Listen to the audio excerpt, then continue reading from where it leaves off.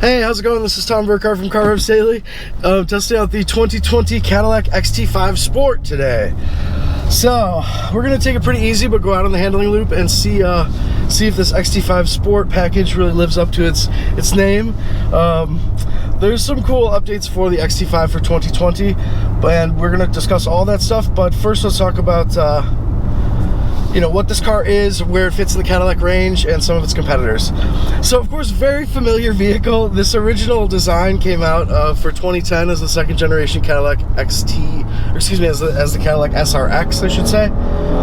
But it was a radical departure from that first generation rear drive SRX, and really just this time was only a 5-seater and was aimed square at the Lexus RX 350.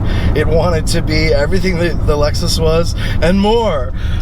So they really focused on, the switch to the front drive platform, really car-like drive manners, and overall just a luxury feel, but without the actual sporty credentials of like a vehicle that was a similar size, which was like the X5 at the time. So, almost a full decade later in model years, up to the 2020 model year, and this XT5 is getting some big refresh. Some refreshed content and a lightly refreshed exterior style. So, one of the biggest things with the range for 2020 is that there is a newly available Turbo 4. There is a base engine below the test model that we're in right now, which is the 3.6 liter V6 and the 9-speed automatic with 310 horsepower and about a 7.5 second sprint to 60 miles an hour with the all-wheel drive. So that cheaper model now brings the base price of the XT5 down to about $44 before any kind of incentives or anything like that, which is a lot more affordable than it was previously. And then you can get that in the luxury or the premium luxury, with also with the platinum package available on that premium luxury as a front wheel drive turbo 4-cylinder. And then you can upgrade to the Sport, which comes in with standard all-wheel drive, the V6 motor, and a base price of about $56,000. Here we go. The Sport is definitely the most visually exciting upgrade of the range for 2020 in the XT5s, because the style, it has been around, and they really haven't changed any sheet metal elements of this vehicle since its launch in 2010. So very, very familiar. Not necessarily a bad thing, but not a huge selling point either. So some of the style needed a little bit of refresh, and this Sport model delivers it. So what it offers is a fresh grille, new grille design with two types of inserts. We've got like the gloss black crosshatch option, and there's also a more technical grille element that is available in the Sport, and a bunch of new grille finishes across the board for the XT5.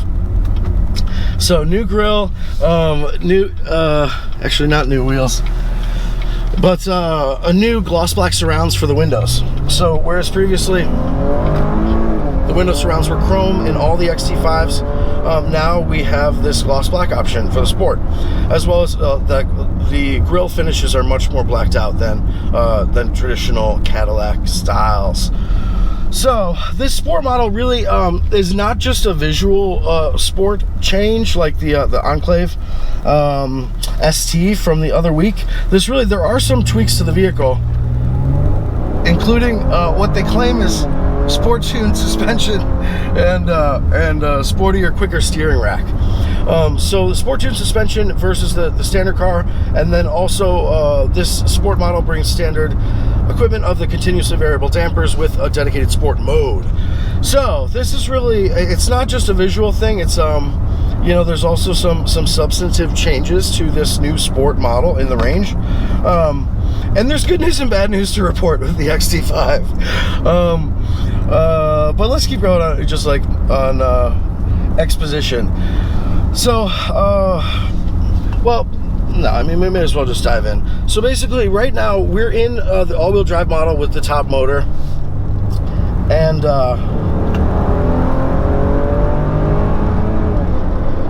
And it's really just a really dreamy cruiser. I mean, it's great on the highway.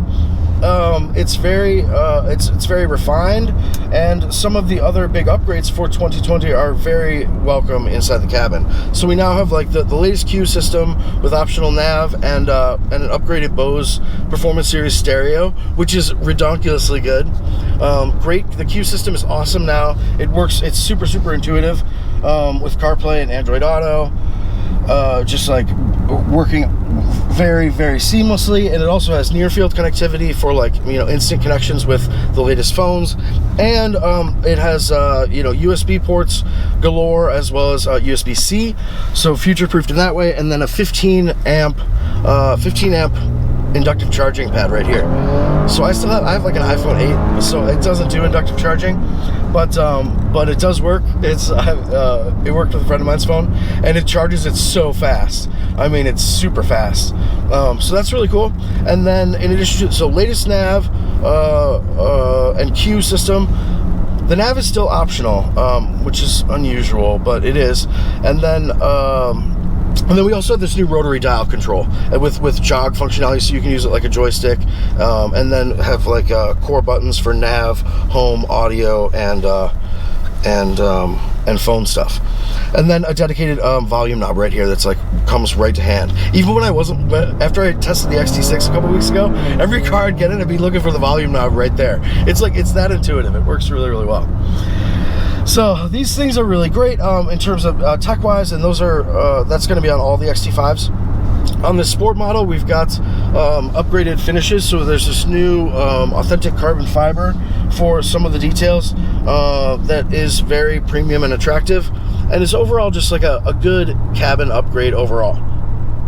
It helps keep the vehicle feeling young, even if it doesn't look super young. Although this model has gotten a couple nice compliments this week. People just love Cadillacs. I mean, they really do, and that's wonderful to hear. Unfortunately, you know, that doesn't always translate to awesome sales, but the XT5 fills still a very critical role in the Cadillac range, which is as like it's a midsize SUV, but it's big and it's wide.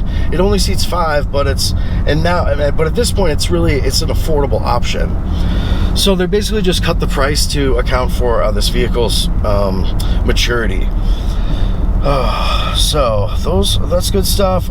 Some of the latest safety stuff is also on board as standard, and then with options like we have the tech package on here, which brings the video rearview mirror, which is awesome, automatic parking, like a really good HD surround view monitor, upgraded digital displays between the analog dials, as well as color heads-up display, and a myriad of active safety features. What this test car doesn't have the active cruise. That's like a different option package, but it's not a big deal. The lane keep actually works really well in this. Well, it works a little bit. It works pretty well. It's not like a hands-off experience by any stretch of the imagination, and it does lose the plot sometimes if if the lines aren't well defined. But it does it does keep you in the lane very subtly, and it's clearly like a 3rd or 4th gen system. So it works hard at being safe, and you've got the controls right here for the lane keep, as well as the forward collision prevention and heated steering wheel. There's some other cool tech stuff that's just been upgraded as well, like there's new logic for the remote start, wherein if it's below 50 degrees, it automatically turns on your seat heaters and the heated steering wheel. It seems like a little thing, and it really is a little thing, but sometimes the little things are what add up to a great big thing. So there's some other cool stuff there.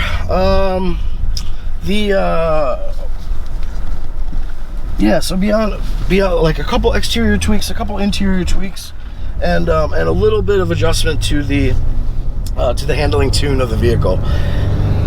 So those are the goods, and they're plenty good. I mean, this XT5 has been Cadillac's best-selling model for years and years and years, which is not. I mean, they haven't exactly had the right model range for a while.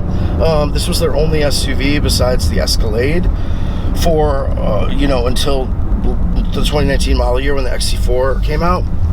which is their new youthful entry. So it's XT5, and then the XTS sedan, that big front drive boat, was their second best seller, and then I think Escalade after that, and then the sedans, you know, way lower in the sales tally. So this vehicle still does pretty well. You know, it sells, you know, about over 50,000 units a year in the United States market, and I think about the same overseas, which is pretty impressive in general. I mean, so there's clearly a lot to love about the XT5, and it's really just an easy size vehicle to park and live with and drive, but inside it feels big. You know, it feels particularly huge in this front seat, but the back seat is, you know, fairly roomy too. So this is all the stuff in the good bucket, right? So now we have to go into the, we're going to go out of sport mode. We've got tour, all-wheel drive, sport, and off-road settings. So we're going to go out of the sport mode, and we're just going to go into the front drive mode.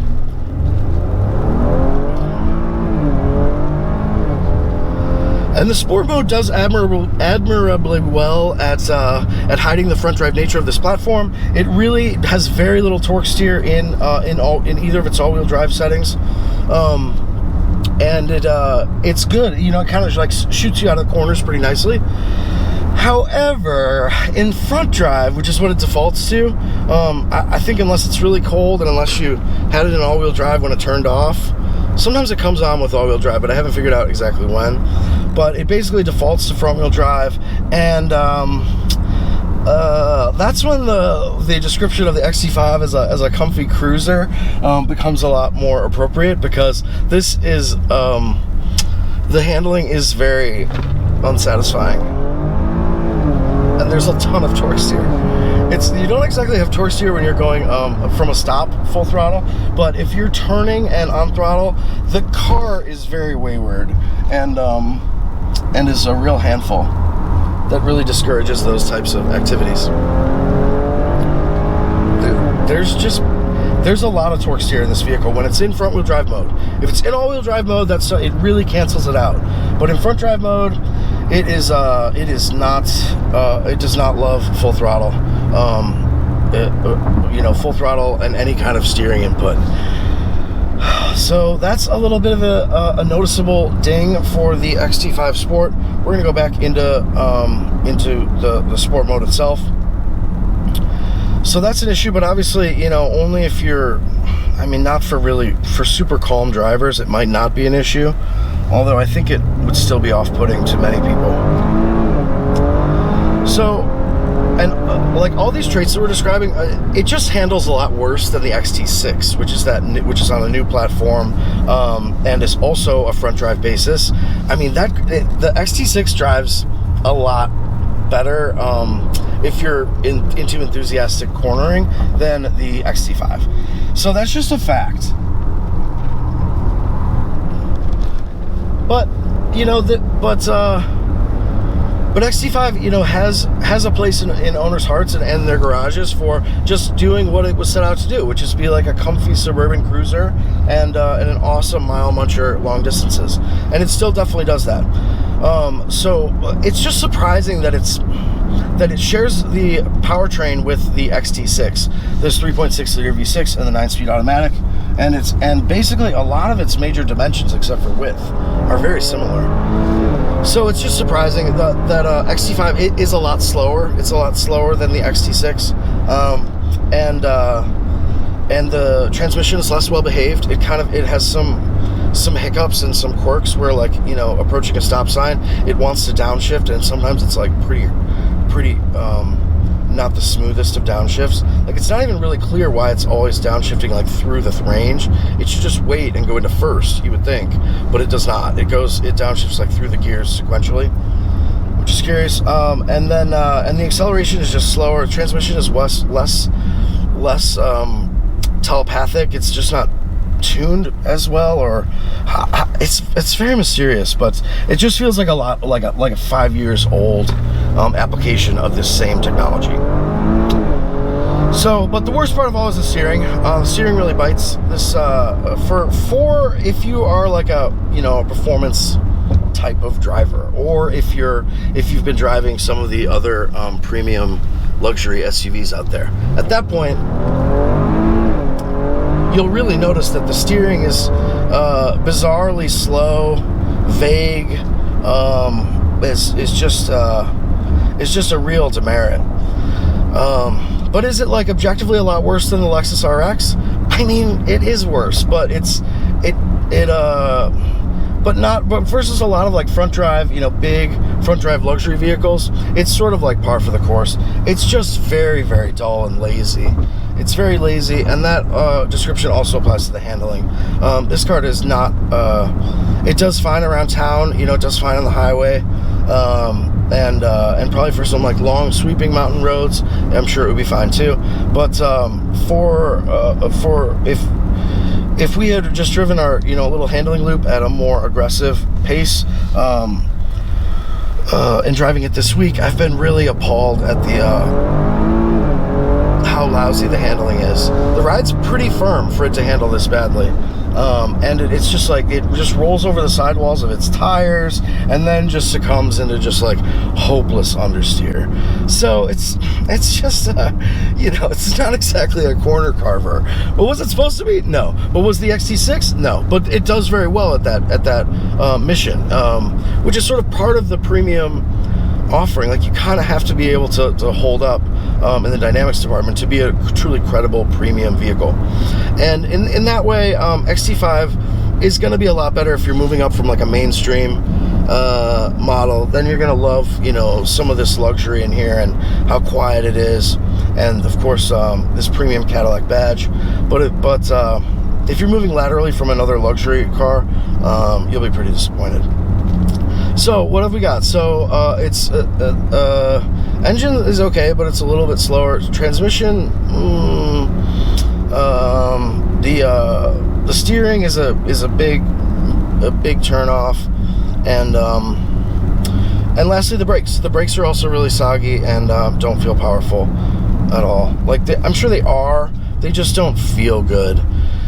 Basically, just driving the SRX, it encourages you to take a very leisurely pace. It just is sort of like an old school Cadillac in that regard, and in that it just wants to sort of like, fluff around and not really do too much demanding driving. And as long as you don't push it very hard, its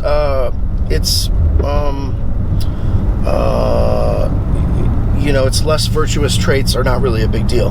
But it really is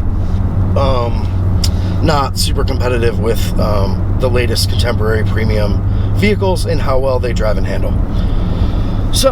But it's still a very lovable car. I mean, it still looks cool. It's still got great features. I mean, it's still the right size, and now it's finally the right price. So this sport model is the best looking of the bunch to my eyes. I really am not a big fan of the super wide chrome window surrounds that have been on XT5 for this generation, and the black really sort of like hides them pretty effectively. It just makes it look like it has more of a coupe-ish roofline than it does. And it also looks newer, because having that window surround in chrome instantly connected the 2019s and then 2018s to the 2010 model, whereas like this 2020 is clearly a little bit more updated. Oh, but I forgot, but there is one thing on the exterior too that I'm also not a fan of.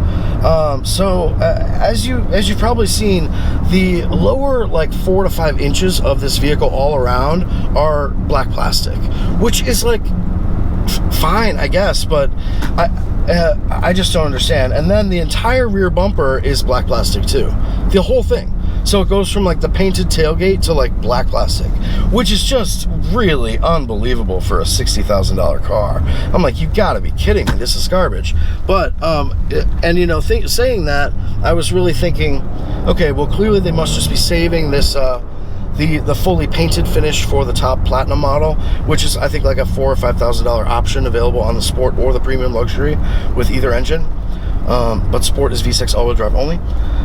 But it's not. The platinum keeps, as far as I can tell from the builder online, the platinum keeps the same, has the same black plastic areas all around the lower fascias, which is hugely disappointing. I mean, it's a real, like, it's just, for a $60,000 car to have plastic bumpers in the back, I don't really know what to say about that.